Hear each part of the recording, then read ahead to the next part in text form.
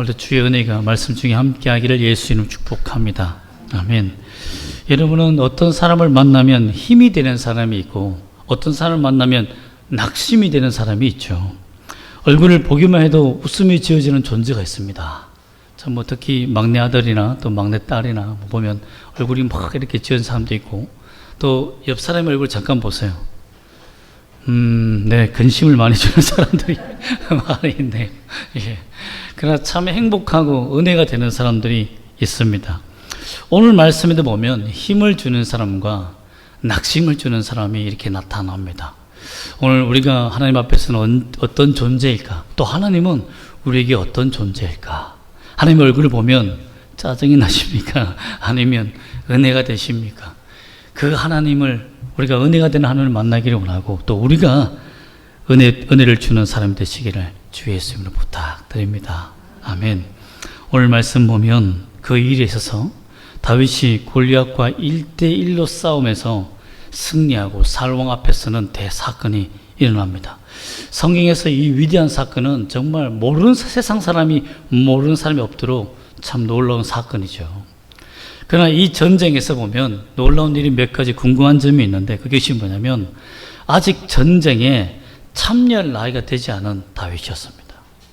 우리는 그냥 다윗이 골리앗을 때려 죽였다 이러니까 참여했겠지 이러지만 원래 그 전쟁은 20세 이상이 있는 사람들만 남자들만 참여할 수 있습니다. 그렇기 때문에 20세 미만의 청소년이었던 다윗은 참가할 수가 없습니다. 그런데 어떻게 그 전쟁에 참가해서 골리앗과 대면하여 싸움에서 승리할 수 있었는가라는 겁니다. 어느 날이었습니다. 블레셋이 이스라엘을 공격하고 싶은 마음이 생긴 거예요. 참 그게 문제죠. 가만히 있는 사람 괴롭히는 마음이 생기는 것이 문제 아닙니까? 그렇게 블레셋이 정말 모든 군사를 이끌고 와서 엘라 골짜기 모입니다. 이 엘라 골짜기는 약 폭이 한 500m 정도 될까요? 멀리서 보면 한 1km 정도의 진영이지만 다윗과 이스라엘 진영과 근데 블레셋 진영이 그렇게 멀리 떨어져 있는 곳이 아닙니다. 거기서 크게 소리를 지르면 골짜기가 울릴 만큼 그렇게 가까운 지역이에요. 그 진영 가까이 쪽에 먼저 북쪽에 블레셋이 모여 있습니다. 그러니 진영을 빼앗기지 않기 위해서 이스라엘도 군사를 모아서 사울 왕과 함께 나갔겠죠. 근데 문제는 뭐냐면 이스라엘 그 가운데 서서 그 엘라 골짜기 가운데 서서 막 소리를 고래고래 지르면서 나와라 나와 함께 싸우자라는 거대한 골리앗 장군이 있다는 것이 문제가 된 겁니다. 이 전쟁에서 이스라엘들은 이 블레셋과 싸워서 이길 수 없었던 것이 뭐냐면 5절과 7절 말씀을 잠깐 보면요. 17장 5절에서 7절 말씀을 보면 5절에 보면 재료가 나옵니다. 무기의 재료가 나오는데요. 머리에 무슨 투구를 썼다고요? 노투구를 썼습니다. 비늘 갑옷을 입었는데도 그 갑옷의 무게가 놋 5,000색이라고 했으니까 놋으로 만드는 아니지만 비늘 갑옷으로 만들어서 최첨단 어떤 장비를 입었다는 것을 알 수 있죠. 놋으로 만들고 가볍게 만들 수 있는 갑옷을 만든 거예요. 근데 이스라엘 민족은 그것은 놋으로 투구를 만들 수 있는 재료와 능력도 없었습니다. 또 옷 해봤자 거적더기 같이 이렇게 옷이지 갑옷은 왕만 입고 있었던 옷이죠. 그런데 골리앗은 일개 장군인데 장수임에도 불구하고 이런 노투구와 또한 장비를 갖추고 있다는 것은 엄청난 능력을 가졌다는 것이죠. 그리고 또한 무시무시한 무기가 하나 더 있는데요. 그것이 바로 7절입니다. 한번 읽어볼까요? 7절. 그 창 자루는 배틀채 같고 창날은 철 600세겔이며 방패 든 자가 앞서 행하더라. 날은, 그 창날은 뭐로 만들었다고요? 철로 만들었다는 겁니다. 그런데 그 당시에 철이라는 것이 발견이 되어도 이것을 재련할 수 있는 기술은 블레셋밖에 없었어요. 어떻게 보면 이런 겁니다. 핵무기는 다 가지고 있는데 핵을 소형화해서 총알처럼 만들 수는 없지 않습니까? 그런데 이 당시의 사람들은 어떻게 보면 우리가 핵무기를 그냥 소형 탄환처럼 만들어서 들고 다녔다. 이 무시무시한 거죠. 핵무기를 권총으로 당겼을 때 나간다. 이만큼 무시무시한 무기가 어디 있겠습니까? 만약에 이런 무기를 지금 국가 간에서 만들고 있다고 하는데 이렇게 만들면 끝장나는 거죠. 그 무기를 만드는 사람이 이기는 거예요. 서쳐도 죽는 겁니다. 그만큼 강력한 무기를 블레셋이 가지고 있다는 겁니다. 철을 가지고 있는 거죠. 그럼 이스라엘 사람들의 무기는 뭡니까? 몽둥이, 농기계 이런 것 아닙니까? 그렇기 때문에 이 전쟁은 무기를 보아도 질 수밖에 없는 상황이었다는 거예요.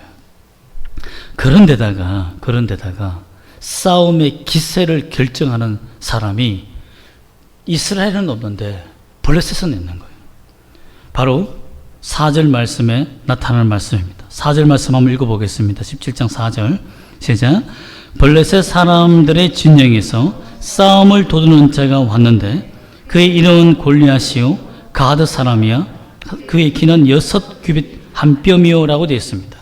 2m 70에서 여러 가지 1cm 차이가 있지만 그 2m 80까지 이렇게 계산하고 있는데요. 그 거대한 사람이 나타난 거야. 그 중간에 서서 소리를 지르면서 싸움을 도둔다. 즉 원래 이 싸움을 도둔다는 말은 히브리 말로 가운데 서 있다는 사람 말인데 중재자라는 말인데 도둔다라는 의미로 변환된 것을 보니까 이 전쟁에서 블레셋의 사기를 북돋아 주는 사람이라는 거예요. 그러면 이스라엘에도 그런 사람 나와야 되지 않습니까? 근데 골리앗 장군이 2m 70 되는 사람이 왔으니 여러분 제가 다윗이라면 그런 인간을 보면 인간처럼 보이겠습니까? 싸울 기세가 없는 거죠. 어떻게 보면 저하고 서장훈하고 농구 게임하는 거 똑같습니다. 그러면 공을 이렇게 들고 이렇게만 해도 제가 한 번씩 튕기면서 이렇게 하면 못 잡아요. 그런데 이 창이 엄청나게 긴 상태에서 공격을 한다? 그리고 철이 있다? 아무 무기도 없는 사람이 어떻게 그 전쟁이 이기겠습니까? 그러면 이 전쟁은 백전백패입니다. 그리고 싸움은 심리전입니다. 먼저 기세가 있어야 돼요. 전쟁에 적군이 달려왔을 때 앞에 서 있는 사람들이 고대 전쟁은 앞에 먼저 쭉 서지 않습니까? 그리고 뒤에 활궁이 서고 그 다음에 기마병이 서고 이렇게 하지 않습니까? 근데 앞에 있는 사람들은 목숨을 걸고 백병전을 해야 돼요. 두려워하면 안 됩니다. 그런데 다 벌벌 떨고 있는 겁니다. 11절과 24절 말씀을 한번 볼까요? 11절 말씀을 먼저 읽어보겠습니다. 시작. 사울과 온 이스라엘이 블레셋 사람의 이 말을 듣고 놀라 크게 두려워하니라. 24절도 보겠습니다. 시작. 이스라엘 모든 사람이 그 사람을 보고 심히 두려워하여 그 앞에서 도망하며 난리가 난 거예요. 한 사람 때문에 전쟁할 수 있는 힘을 다 잃어버린 겁니다. 참 우리가 그럴 때가 있어요. 인생에서 어려움을 당하면 그 사람일 수도 있지만 어려움이 닥치면 그 어려움이 우리로 하여금 혼비백산하게 만듭니다. 벌벌 떨게 만들어요. 아무것도 할 수 없게 만듭니다. 그렇게 잘 돌아가던 머리도 재능도 능력도 다 소실되고 맙니다.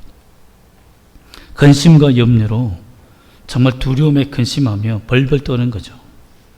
여러분 그런데 여기에서 너무 안타까운 것은 뭐냐면 그 장면을 한번 상상해 보세요.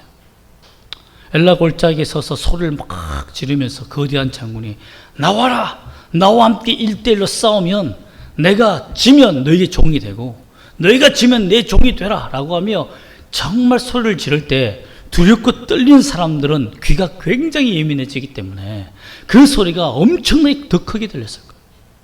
그 사람 소리도 싫었을 것입니다.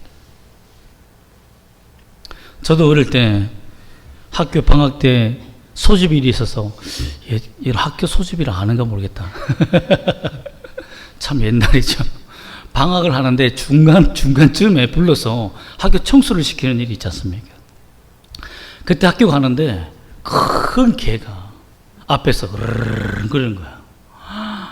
그러니 빗자루 들고 막 휙휙휙 이러는데 갑자기 그 개가 막 달려오니까 그때 제가 달리기를 잘했거든요. 벽을 향하여서 점프를 한 다음에 벽을 잡고 올라서서 남 집에 올라가는데 개가 문을 열고 들어오는 거예요. 그래서 막 그 집에 매달려서 막 있었던 기억이 납니다. 그래서 주인이 나와가지고 큰 밑자를 들고 쫓아냈던 적이 있는데요. 그리고 나간 다음에 밖에 나오려니까 작은 개 소리도요, 하는 소리도 강아지 소리도 무서워서 제가 다시 뛰어 들어갔던 적이 있습니다. 그만큼 사람은 한번 공포에 한번 포위가 되면 보이게 되면 그 비슷한 상황이 나타나도 무서워합니다. 그렇게 힘있고 담대하게 룰루랄라 즐기며 가던 학교 길이 그렇게 무서울 수가 없었습니다. 자, 거의 한 달 동안 주위를 살피면서 살았던 적이 기억납니다. 그때가 초등학교 3학년 때거든요. 달리기를 잘 하시기를 바랍니다. 그런데 이처럼 사울왕은 하나님의 영이 임하였을 때 어떤 사람이었습니까? 그가 처음에 하나님의 영이 임하였을 때 길앗 야베스 사람들을 공격하는 그 이방인들을 향하여서 소 2마리를 칼로 베어서 찢어서 12지파에게 나눠주면서 나와 이 전쟁에 참전하지 않으면 다 죽는다 했던 그 담대했던 성령에 충만한 자가 하나님의 영이 떠나고 나니까 어떻게 됩니까? 벌벌 떠난 거예요. 자기가 나아가서 이 세상을 인도해야 되는 지도자인데 벌벌 떠는 겁니다. 누구나 다 이런 어려움에 당하면 벌벌 떠게 되어 있을 것입니다. 무엇을 해야 할지 알 수 없는 상황이 될 겁니다. 그런데 어떻게 이 전쟁에서 이스라엘 국가가 승리했느냐라는 겁니다. 그것은 하나님이 이 전쟁에 직접 참여하시기 때문입니다. 여러분 인생에도 하나님께서 여러분 인생에 하나님이 직접 참전하는 놀라운 역사가 있기를 원합니다. 하나님의 영에 감동한 사람을 보냅니다. 17절과 18절 말씀 한번 읽어볼까요? 17절과 18절 말씀 시작. 이새가 그의 아들 다윗에게 이르되 지금 내 형들을 위하여 이 볶은 곡식 한 에바와 이 떡 10덩이를 가지고 진영으로 속히 가서 내 형들에게 주고 이 치즈 10덩이를 가져다가 그들의 천부장에 주고 내 형들의 안부를 살피고 증표를 가져오라. 여기서 보면 아버지 이새가 다윗이 왕으로 기름 부은 것을 인정하지 않습니다. 왜 그러냐면 보세요. 형들이 3명이 지금 군대에 가 있습니다. 그러면 몇 명이 남아있다는 겁니까? 다윗 빼면 3명이 위로 더 남아있어요. 자, 지금 전쟁이 어떤 상황인지를 모르고 어떻게 전쟁이 형성되는지 모르는 전방에 누구를 보낸다고요? 3명은 올라갔으니까 그러면 넷째를 보내야 될 거 아니에요. 형을. 그런데 누굴 보낸다고요? 막내를 보내는 거예요. 왜요? 아직 아버지는요 다윗을 왕으로 인정하지 않아요. 그리고 형들과 괜히 사이가 안 좋으니까 그냥 형들에게 잘 보이기 위해서 막내에게 신부를 보낸 것 같아요. 제 생각에는 넷째부터 시작해 7째까지는 집에서 근육이나 단련하고 있을지도 모릅니다. 하나님 앞에서 인정받고 기름 부은 다윗은 지금도 아버지 앞에서 차별받고 있었다는 거예요. 차별 대우를 받고 있습니다. 그 차별 대우 때문에 어디로 갑니까? 전장에 가는 거예요. 가는데 정말 좋은 심부름을 시켜요. 무슨 심부름을 시킵니까? 형도 먹을 거 줘라. 그리고 천부장에게 치즈 10덩이 뇌물을 갖다 주면서 어떻게 지는지 알아보라. 좀 막내 아들에게 시킬 일입니까? 아버지가. 자기가 가면 되죠. 아니면 좀 더 큰 형을 보내야죠. 그런데 막내에게 그런 일을 시켰다는 그 자체가 이미 그 막내에 대한 다윗에 대한 차별되고 많은 거예요. 이 전쟁에서 만약에 밀려 내려오면 어떻게 됩니까?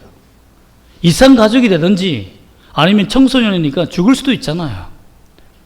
관계없다 이겁니까? 저 이 성경을 보면 좀 화가 나더라고요. 부모가 되어서 자식에 대해서 차별 대우하며 사랑한다? 물론 저도 그런 적이 있기 때문에 참 죄송하지만 그렇게 해서는 안 되겠죠. 다윗은 철저하게 차별 대우 때문에 전쟁의 부르심을 받습니다. 하나님께로부터 보내심을 받는 거예요. 다윗의 입장에서 굉장히 억울하죠. 내 인생에 어떻게 아버지가 이럴 수 있어. 형이 있는데 위에 3명이나 있는데 근육덩어리 같은 놈들 같으냐고 하면서 이렇게 그들이 가면 되지 왜 나를 이렇게 하셨잖아요. 그런데 그 섭섭하고 차별되어 그 상황이 오히려 골리앗을 만나기 위해 올라가는 하나님의 계획 속에 있었다는 것을 다윗은 몰랐습니다. 그러나 우리는 본문을 보면 압니다. 그렇게 해서 하나님이 부르신 거예요. 즉 이 전쟁에 참전하는데 하나님이 참전하는데 믿음의 사람, 성령의 사람, 내가 앞으로 세울 하나님의 왕을 그 전쟁에 함께 동행하며 올려보냈다라는 것입니다. 그러므로 여러분 인생 속에서 때로는 불합리하고 불공정하고 내게 차별이 있고 어려움이 있고 이게 이해될 수 없는 환난과 고통이 있을 때 그 해석을 그냥 인생의 해석대로 맡기지 마시고 하나님께서 내게 행하시는 무엇인가 있는가 보다 라는 믿음을 갖기를 소망합니다. 너무너무 중요해요. 여러분 가수들도 보면 상처가 많고 사랑의 노래를 잘 부르는 사람들은 이별의 상처가 많고 그죠? 또 행복에 대한 여러 가지 노래를 잘 부르는 사람들은 슬픔이 많고 또 슬픔의 노래를 잘 부르는 사람도 보면 정말 죽을 지경에 있었던 사람들이 많아요. 그처럼 하나님께서 여러분에게 사용하고자 하시는 그 환경을 그대로 믿음으로 받아들이시기를 소망합니다. 또한 두 번째는 하나님이 다윗의 마음을 움직이십니다. 아니 전쟁에 막 화가 나서 올라가면 되겠습니까? 그죠? 그래서 하나님이 다윗의 마음을 변화시켜 주십니다. 그 전쟁에 참전할 수 있도록. 첫 번째는 뭐냐면 23절입니다. 23절 말씀 한번 읽어볼까요? 시작. 그들과 함께 말할 때에 마치 블레셋 사람의 싸움 도두는 가드 사람 골리앗이라 하는 자가 그 전열에서 나와서 전과 같은 말을 하며 다윗이 들으니라. 무슨 말을 했냐면 너희가 하나님의 군대냐 하며 하나님을 모욕합니다. 그러면서 나와 1대1로 싸우자라고 하며 내가 이기면 너희가 나의 종이 되고 너희가 나를 이기면 우리가 너희 종이 되리라 하며 비아냥거렸습니다. 그 말을 듣게 된 거예요. 즉 다윗의 귀를 열어서 전장에 올라갔을 때 형들을 만나러 올라갔을 때에 할례 받지 않는 자들이 그가 하나님을 모욕하는 하나님의 군대, 하나님의 나라를 모욕하는 그 소리를 듣고 마음에 불운이 일어나는 거죠. 거룩한 분노가 하나님 앞에 하나님 일어나게 하신 것이죠. 그리고 난 다음에 그렇게 분노만 일어나면 의욕이 없을 텐데 또 어떤 일이 일어나냐면 25절과 27절 말씀을 한번 읽어볼까요? 시작. 이스라엘 사람들이 이르되 너희가 이 올라온 사람을 보았느냐? 참으로 이스라엘을 모욕하러 왔도다.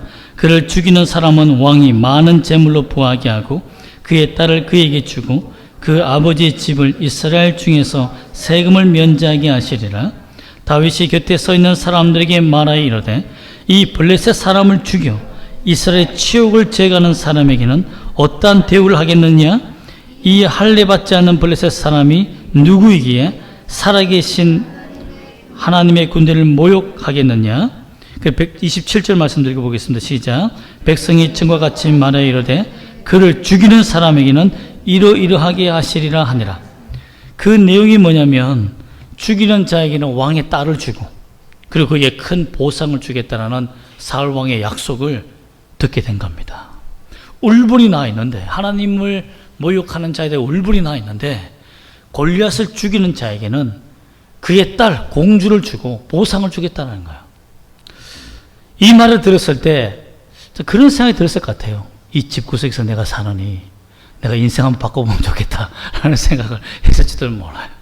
형들은 무시하고 아버지도 차별하고 그래 공주와 결혼해서 한번 내가 믿음으로 승리 인생 바꿔보지 뭐 라는 생각을 했을지도 모릅니다. 그런 마음이 일어나게 한 거예요. 거룩한 분노와 또한 상급을 바라보고 나가게 만든 것이죠. 그 놀라운 것은 그 이후에 일어난 일들입니다. 이러한 일들에 대해서 강렬한 마음을 결단할 수 있도록 결정타를 하나님이 다윗에게 날리게 합니다. 그게 뭐냐면 바로 큰형 엘리압입니다. 28절 말씀 한번 읽어보겠습니다. 시작. 큰형 엘리압이 다윗이 사람들에게 하는 말을 들은지라 그가 다윗에게 노를 바라 이르되 내가 어찌하여 이리로 내려왔느냐? 들에 있는 양들을 누구에게 맡겼느냐? 나는 내 교만과 내 마음의 완악함을 아노니 내가 전쟁을 구경하러 왔도다. 여러분 이 말이 얼마나 비아냥거리며 동생을 무시하는 말입니까? 지금 다윗의 지금 신분이 어떻게 되어 있어요? 사울의 직속 수금캐는 악기사 아닙니까? 어떻게 보면 군악대죠. 그런데 지금 양치는 것은 다른 형들이 지금 나눠서 맡고 있는데 형이 무시하는 겁니다. 너는 양치는 자 아니냐? 양 어디 갔어? 뭐 하고 있니? 여기 왜 왔니? 라고 하는 거예요. 다윗이 그 말을 듣고 하나님 모욕하는 자들을 그 골리앗의 말을 듣고 모욕하는 그 말을 듣고 분노하며 거룩한 분노에 빠져 있는데, 그렇게 빠져 있는 그 다윗에게 하나님의 영으로 감동된 것을 분별하지 못하고 그동안 그에 가졌던 질투, 내가 왕이 되지 못하고 동생이 왕이 된다는 그 예언을 들었던 그 엘리야, 그게 질투심을 확 발휘하는 거예요. 니까지 것이 뭔데 왕이 되겠냐? 너는 양이나 치지 왜 여기 왔니? 전쟁을 구경하러 왔다. 여러분, 형이 동생에게, 막내 동생에게 할 말입니까 이게? 뭘 들고 왔어요? 뭘 들고 왔잖아요. 아니면 동생에게, 야, 이 전쟁 구경할 때 다친다, 여기 전쟁 위험하니까 빨리 집에 가. 뭐 들고 왔니? 엉뚱한 생각하지 말고 가. 이 정도만 해도 되잖아요. 근데 거기에 대놓고 너의 존재는 가치 없는 존재로 비아냥거리면서 짓밟아버리며 한 인생을 멸시합니다. 그때 다윗의 마음에 강력한 결단심이 생기는 거예요. 내가 다시 묻는다. 골리앗을 죽이면 어떻게 된다고? 그러니까 백성들이 옆에서 이러이러합니다. 당신이 보상을 줍니다. 근데 거기까지만 있었으면 형이 무슨 소리 하는 거야 돌려보낼 수 있었어요. 근데 여기에서 하나님이 이 전쟁에 참전할 수 있도록 이상한 사람 한 사람을 보냅니다. 누구에게로? 사울 왕에게. 31절 말씀 한번 볼까요? 시작. 어떤 사람이 다윗의 한 말을 듣고 그것을 사울에게 전하였으므로 사울이 다윗을 보낸지라. 어떤 사람은 거기 있던 사람이 아니에요. 가다가 그 얘기를 들은 거예요. 이게 뭐지? 골리앗과 싸워서 이길 수 있다고? 아니 대단한데? 근데 그 사람은 다윗의 그 말이 일반적인 분노로 일어나는 말이 아니라 그가 하는 말에 성령의 능력을 경험하게 된 겁니다. 하나님께서 함께 하시는 사람이라는 것을 느끼는 영적인 은혜를 부어준 거예요. 그렇지 않으면 여러분, 어떤 사람이 소년을 보고 그런 말 하는 것에 대해서 감동을 먹고 왕에게 전할 수 있겠습니까? 어떤 사람이? 그 어떤 사람은 하나님의 감동으로 다윗이 직접 신앙 고백하듯이 고백한 그 결단의 말을 듣고 이것은 진짜다라고 분별할 수 있는 사람, 질투도 아니요, 사람을 외모로 보는 것이 아니요, 그의 중심과 진심을 보며 하나님이 함께하는 사람이라고 분별 있는 사람을 준비해 놓으신 거예요. 그리고 그 사람이 누구한테 갑니까? 사울 왕에게 간 거예요. 여러분, 왕에게 전쟁 중입니다. 어떤 사람이 한 청소년이 있는데 왕이시여 골리앗을 죽일 수 있도록 합니다. 그는 양치는 사람인데 전쟁에 아무도 참전할 수 없지만 얼굴도 붓고 키가 작지만 할 수 있다고 하니까 바락바락 소리 지르니까 한번 보내보시죠 라고 했다가 어떻게 되겠습니까? 왕이 너 이리 와봐, 지금 장난해? 하고 얘 가서 묻어 라고 하지 않겠습니까? 지금 장난하는 것도 아니고 그렇잖아요. 그런데 이 사람이 왕에게 갔다는 것은 뭡니까? 목숨을 걸 만큼 진실을 왕에게 얘기할 수 있다는 거예요. 왕이여, 드디어 하나님의 사람이 나타났다는 것을, 이 전쟁의 판도를 바꿀 수 있는 사람이 나타났다는 것을 확신하지 않고서는 어떻게 사울 왕에게 가겠습니까? 여러분, 그런 사람을 만나기를 바랍니다. 여러분의 진가를 제대로 판단해 줄 수 있는 사람, 여러분의 자녀들을 제대로 판단하고 진리의 길로 인도할 수 있는 사람들을 보내달라고 기도하십시오. 이로 말미암아 다윗은 사울 왕을 만나게 됩니다. 33절에 보면, 33절과 37절까지 보면 사실상 처음에는 사울 왕이 그 외모를 보고 실망합니다. 아니, 이력서와 다르잖아. 그죠? 저서 어떤 사람이 소개했던 소개서와 다르네? 라고 실망을 합니다. 그런데 그때 다윗이 말한 신앙 고백이 사울의 마음을 흔듭니다. 한번 읽어보겠습니다. 34절부터 37절까지의 말씀이지만 한번 36절까지의 말씀을 한번 읽어보겠습니다. 시작. 다윗이 사울에게 말하되 주의 종이 아버지의 양을 지킬 때에 사자나 곰이 와서 양떼에서 새끼를 물어가면 내가 따라가서 그것을 치고 그 입에서 새끼를 건져내었고 그것이 일어나 나를 해하고자 하면 내가 그 수염을 잡고 그것을 쳐 죽였나이다. 주의 종이 사자와 곰도 쳤은즉 살아계시는 하나님의 군대를 모욕한 이 할례받지 않는 블레셋 사람이리이까 그가 이 짐승의 하나와 같이 되리이다 하며 선포하는 신앙을 보입니다. 선포해요. 아직 일어나지도 않았습니다. 그러나 그렇게 될 것입니다. 여러분, 히브리 말에서 고대 언어는요, 미래 언어, 뭐뭐 될 것이다라는 미래 언어는 신의 확신을 담당할 때만 말합니다. 즉 확고한 진리 때만, 확실할 때만 미래형을 써요. 히브리어, 헬라어는. 왜? 미래가 어떻게 될지 누가 압니까? 그런데 미래에 대해서 이렇게 될 것이라고 선포하는 것은 신만 할 수 있는 거잖아요. 즉 믿음의 선포는 미래에 이루어질 것이라고 선포하는 것은 강력한 신앙 고백입니다. 이런 확신으로 이루어질 것을 믿고 선포한 거예요. 그랬더니 사울 왕이 37절에 제가 읽어드리겠습니다. 이렇게 고백합니다. 또 다윗이 이르되 여호와께서 나를 사자의 발톱과 곰의 발톱에서 건져내셨은즉 나를 이 블레셋 사람 손에서 건져내시리다고 하니까 사울이 다윗에게 이르되 가라 여호와께서 너와 함께 계시기를 원하노라. 여러분, 두렵고 떨렸던 그 사울의 마음에 다윗의 신앙 고백이 힘을 준 거예요. 싸움을 도두는 자가 골리앗이 아니라 믿음을 도두는 자, 영적인 싸움과 이 전장에서 육체 싸움을 할 수 있다라고 힘을 주는 존재가 되었다는 것입니다. 여러분들도 다윗과 같은 믿음을 도두는 자가 되기를 원합니다. 그 사람을 만나면 믿음이 생기는 사람이 있고 어떤 사람을 만나면 낙심이 되는 사람이 있다고 한 말이 바로 그 말입니다. 여러분들은 사람의 인생을 믿음으로 바꾸어 버리는 믿음을 도우는 자가 되기를 축복드립니다.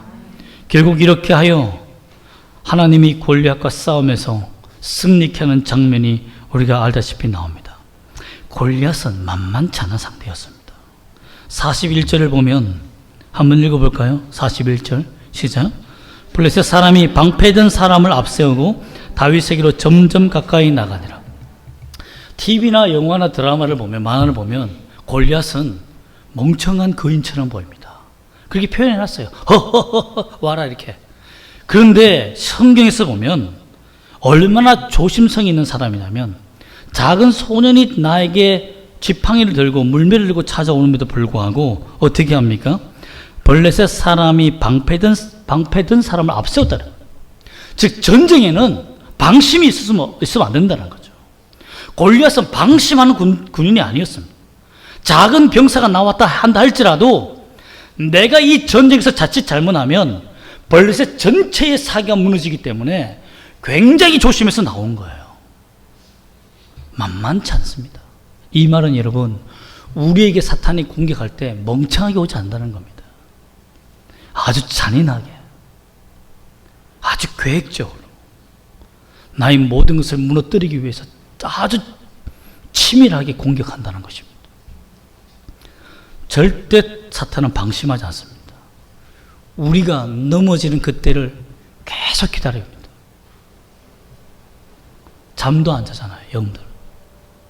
그렇기 때문에 성경에서 보여주는 것은 골리앗과의 싸움은 다윗의 생명건 단 한 번의 기회예요. 만약에 다윗이 물매를 돌려서 던졌는데 빗나갔다, 첫 번째. 그러면 일반일자 그 다음 장전할 수 있는 시간 됩니까? 그냥 꽁 하면 죽는 겁니다. 방패로 더 에워싸겠죠. 저게 돌을 던지네. 그렇기 때문에 다윗에게는 단 한 번의 기회, 단 한 번의 찬스가 자기에게는 마지막이라는 겁니다. 이것은 목숨을 걸어야 할 수 있는 겁니다.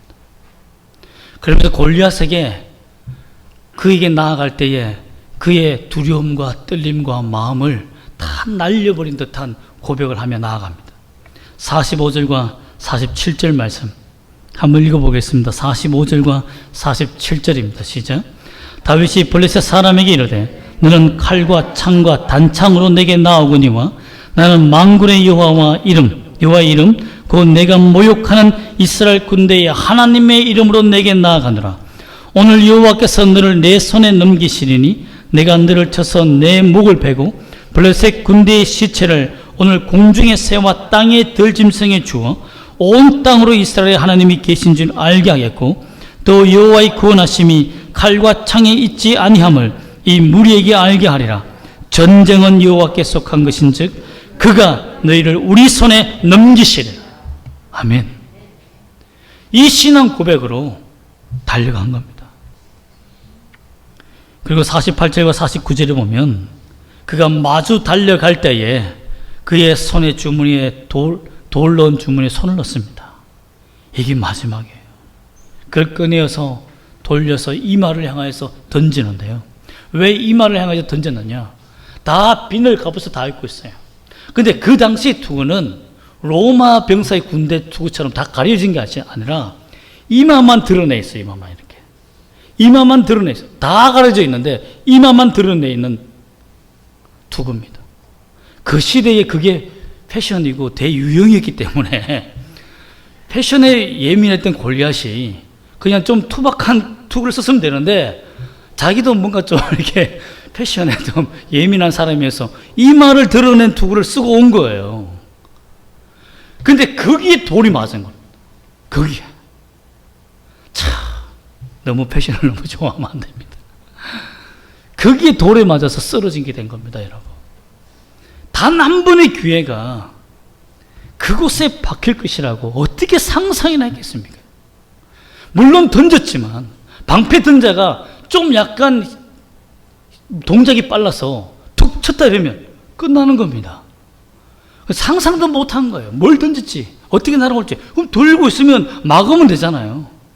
근데 완벽한 이것에 돌이 설마 죽이겠는가 생각했지만 워낙 빠르게 날아오니까 그만 돌에 맞고 이마에 박혀서 죽어버리고 만 거죠. 여러분, 이 모습을 보면 믿음으로 선포하고 이 믿음에 자기의 마지막 생명을 담은 거예요. 이 돌 하나가 실패하면 나는 그 자리에서 죽는다 라는 생각으로 믿음으로 나아간 겁니다. 전능하신 하나님을 믿는다는 것은 내 생명을 담는 겁니다. 그 돌에 담는 거예요. 그렇기 때문에 하나님이 이 전쟁에 보면 50절 말씀 보면 다윗이 이같이 물매와 돌로 블레셋 사람을 이기고 그를 쳐 죽였으나 자기 손에는 뭐가 없었더라? 칼이 없었더라. 그러면 뭐가 있었다는 겁니까? 자기 손에는 하나님이 함께 하신 돌이 있었다는 겁니다. 내 인생 속에 세상을 이길 수 있는 핵무기나 돈과 물질과 명예와 사람이 없지만 내게 없는 와중에 이 빈손에 누가 있다는 겁니까? 전능하신 하나님이 있다는 것을 믿었다는 겁니다. 그냥 하나님이 그 날아가는 그 날릴 때의 그 손의 힘, 지팡이의 방향, 물맷대의 속도, 날아가는 돌, 각도까지 하나님이 기가 막히게 붙잡고 계셨다는 거죠. 믿음의 사람에게는 우연이라는 행운이 찾아오지 않습니다. 하나님의 계획과 필연적인 섭리 속에서 역사하는 겁니다. 그렇기 때문에 하나님 앞에 믿음으로 선포하고 나아가는 것이 너무 중요합니다. 우리가 사람을 만나고 헤어지고 또 여러 가지 사업의 실패와 가정의 깨어짐과 어려움과 또 죽음과 공포와 어려움이 찾아오는 이유는 하나님의 때로는 내게 정밀타게 가시기 때문에 가능한 일입니다. 어떻게 수많은 사람이 우연적으로 그런 일이 일어날 수 있겠습니까? 정밀타게 가시는 하나님께 맞으면 그것이 하나님께서 나와 함께 하신다는 증거가 된다는 것을 오히려 믿어야 합니다. 그래야 일어설 수 있는 겁니다. 결국은 가장 약점인 곳에 다윗에게 아무것도 없는 빈손에 돌멩이 같은 그 손에 가장 위대하신 하나님의 능력이 머물렀기 때문입니다. 여러분의 인생에 하나님이 머무시는 은혜가 있기를 소망합니다. 싸움을 도두고 전쟁을 일으키며 파멸을 도두는 자가 되지 말게 하시고 여러분의 삶에는 믿음을 도두는 자가 되어 사람을 살리며 쓰러진 살을 일으켜 세우는 여러분 되기를 소망합니다. 마지막으로 58절 말씀 한번 볼까요? 58절 말씀. 사울이 묻습니다. 이 청년이 누구냐? 이 전쟁에 승리한다면 이 청년이 누구냐 물었을 때 다윗이 이렇게 고백합니다. 한번 읽어보겠습니다. 시작. 사울이 그에게 묻되 소년이여 누구의 아들이냐 하니 다윗이 대답하되 나는 주의 종 베들레헴 사람 이새의 아들이다. 이 말이 뭡니까?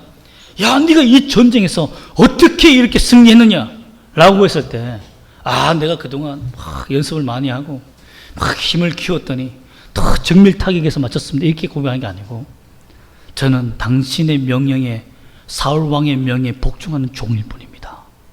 그렇죠. 시골 베들레헴 아무런 정치적 권력과 능력이 없는 그냥 이새의 아들입니다. 헌에 빠진 아들입니다. 이 말은 뭡니까? 이 전쟁의 승리자는 하나님이십니다. 전능하신 하나님이 나와 함께 하셨기 때문입니다. 라고 겸손하게 고백한 겁니다.